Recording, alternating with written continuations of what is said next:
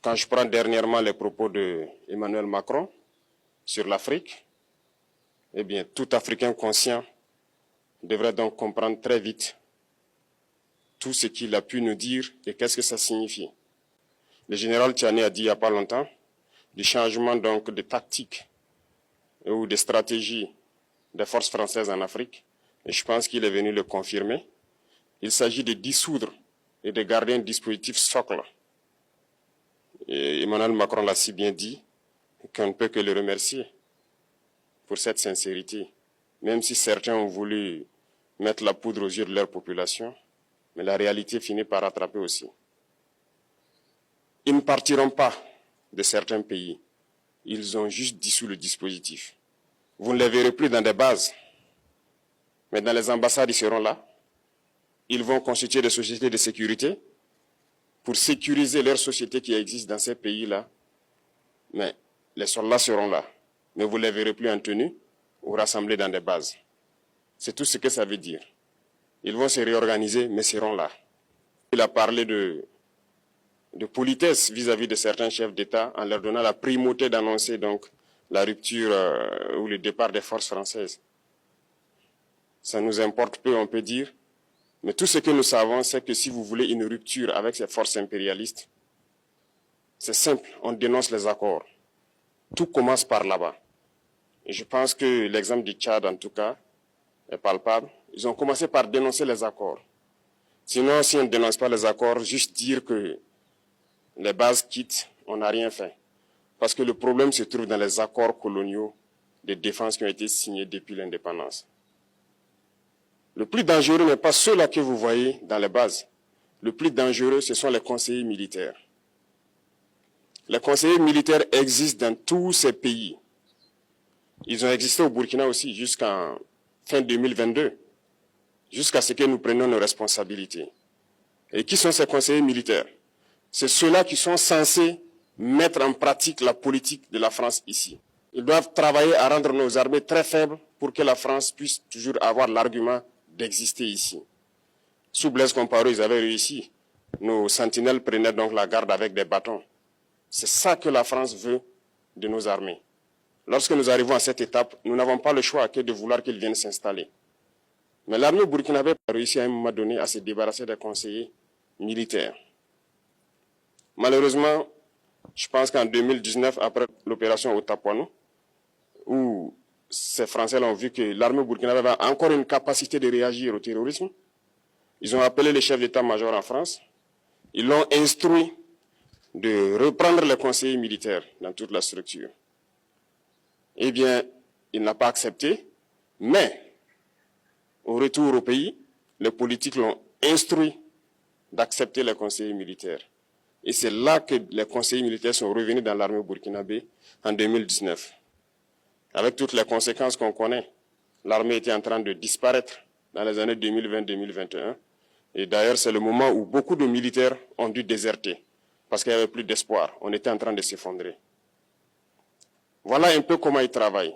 À l'état-major général des armées, dans tous les états-majors d'armée, dans les écoles, c'est eux qui sont censés nous dicter la politique de notre armée. C'est eux qui nous disent combien recruter, quand recruter et qu'est-ce qu'il faut en faire.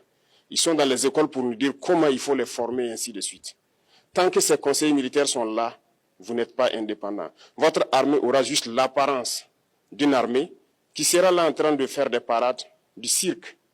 Mais lorsque viendra la guerre, vous vous rendrez compte que la parade, c'est une chose, mais la guerre, c'est une autre chose.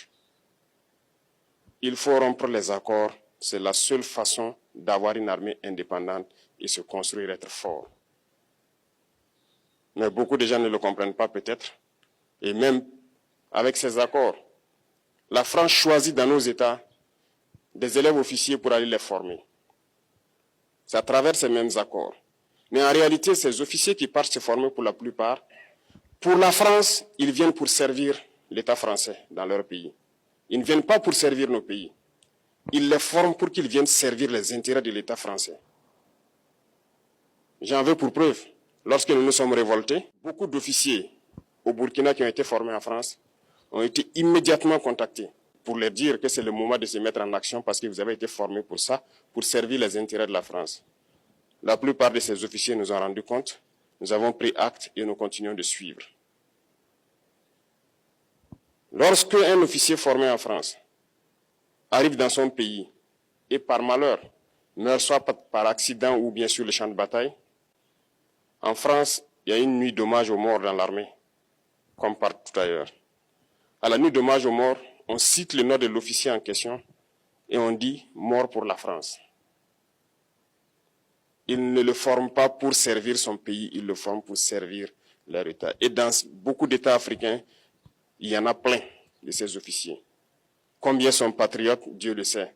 C'est une leçon que Emmanuel Macron a donnée encore aux chefs d'État africains, de se rattraper et de pouvoir vraiment mener cette lutte contre l'impérialisme. Mais en plus de ça, il a aussi insulté tous les Africains dans ses propos. Il y a une partie qui a retenu mon attention, là où il parlait d'ingratitude. Et que l'ingratitude est une maladie non transmissible aux humains. Lui, il est humain, notre ingratitude n'est pas transmissible à lui. Voilà comment ce monsieur voit l'Afrique, voit les Africains. Nous ne sommes pas des humains à ses yeux. Peut-être que c'est lui qui n'est pas humain, il ne se met pas dans la classe des humains. Mais s'il y a bien un ingrat, c'est bien lui. Je pense que s'il n'est pas athée, et qu'il prie, à chaque matin qu'il se réveille et qu'il prie, il devrait aussi prier les Africains. Parce que c'est grâce à nos ancêtres qu'il existe aujourd'hui une France. Il devrait nous prier. À ses yeux, nous ne devons pas être des humains, nous sommes plus que des humains. Ce sont des messages très forts qu'il passe. Moi, je pleure le peuple français. Mais quand même, il est bien pour l'Afrique. Il est un mal nécessaire pour nous. Ceux qui veulent se réveiller, se réveillent. Ceux qui ne veulent pas se réveiller, comme on le dit, on ne peut pas réveiller quelqu'un qui ne dort pas. Les Africains doivent se réveiller. Nous devons travailler à être indépendants, à faire au moins ce que nos peuples connaissent le bonheur. Et la lutte contre l'impérialisme, c'est ça. Il faut décoloniser les mentalités, prendre en compte toutes ces données-là, parce que le monde nous donne tellement d'exemples à voir. Pour eux, il n'y a pas de morale. Ils peuvent vous désigner aujourd'hui terroriste, mais demain, vous êtes un héros. Par leur simple bouche. Ils décident de ce qu'ils font. Ils parlent de démocratie, mais ils se font eux-mêmes des coups d'État constitutionnels entre eux. Ils parlent des droits de l'homme, mais ils déciment des populations ailleurs. L'Africain doit se réveiller, l'Afrique doit se réveiller.